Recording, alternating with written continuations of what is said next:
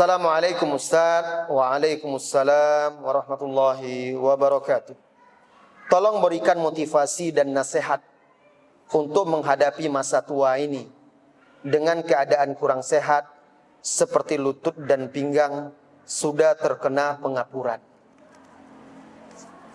Rasulullah sallallahu alaihi wasallam pernah ditanya di dalam hadis yang dihasankan oleh Syekh Al-Albani rahimahullahu taala, orang yang paling baik itu siapa? Manusia yang paling afdal itu. Maka beliau sallallahu alaihi wasallam menjawab, "Man tala umruhu wa hasuna amaluh." Orang yang panjang umurnya, baik amalannya.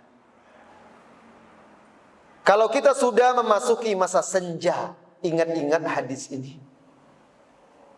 Ingin jadi manusia terbaik, perbaiki amalan kita. Bersyukur kepada Allah, Allah berikan kesempatan kita menjadi manusia yang paling baik. Maka di sisa-sisa umur masa tua itu perbanyak ibadah.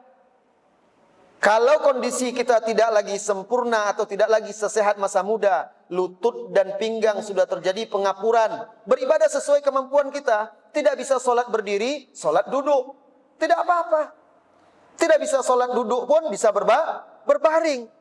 Namun ibadah tidak boleh ditinggalkan. Kalau kita tidak bisa lagi beribadah seperti dulu, semangat pergi sholat ke masjid, kalau seandainya ibu-ibu atau bapak-bapak juga tidak bisa lagi ke masjid, di rumah, maka tutupi amalan-amalan itu dengan amal-amal kebaikan yang lainnya. Karena banyak amal-amal soleh itu. Mungkin bisa lagi memperbanyak sedekah, infak, memperbanyak membaca Al-Quran. Karena kita sholat mungkin tidak sanggup lagi tahajud banyak-banyak, duha tidak sanggup lagi, salat sunat pun tidak sanggup lagi banyak-banyak, sanggup kita yang penting wajib dahulu. Maka ibadah-ibadah gantikan dengan ibadah-ibadah yang lain. Puasa, biasanya kan kalau orang tua itu makan tidak seperti masa muda lagi. Nafsu makan tidak lagi seperti dulu, makan sedikit. Berarti kesempatan untuk banyak-banyak berpuasa. Puasa Senin Kamis, ditambah lagi puasa 3 hari dalam sebulan.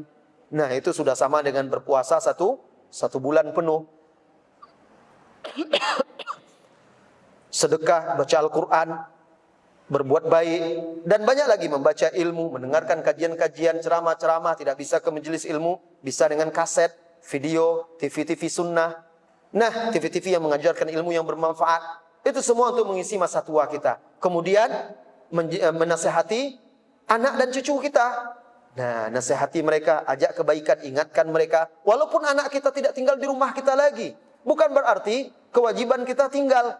Rasulullah sallallahu alaihi wasallam anaknya sudah menikah, tapi beliau masih menyempatkan tengah malam mengetuk pintu Ali radhiyallahu anhu wa Fatimah radhiyallahu anha, membangunkan mereka untuk salat tahajud. Itu orang tua yang bertanggung jawab. Nah, telepon, kirim pesan, bagaimana keadaan kondisi di rumah sana, sehat semua, bagaimana sholat anak-anakmu, cucu-cucu atau bagaimana ibadahnya, kalian bagaimana, suami ada sholat ke masjid atau tidak, ajak motivasi suami sholat ke masjid, itu, dan nasihati terus. Orang tua pun, anak pun akan senang melihat orang tua seperti itu. Subhanallah, orang tua saya ini bijak sekali, bijaksana, sudah tua, dia masih terus menasihati saya. Bukan orang tua sekarang malah untuk kamu udah lama nggak kesini, nggak ada ngasih-ngasih mama lagi, nggak ada ngasih kirim-kirim lagi untuk papa lagi, untuk apa? Dunia saja yang dipikirkan udah tua kan? Nah, man tala umruhu wa hasuna amaluh. Orang yang panjang umurnya, baik amalannya. Perbanyak zikir. Zikir kan tidak perlu tenaga, berbaring pun kita bisa berzikir, perbanyak zikir.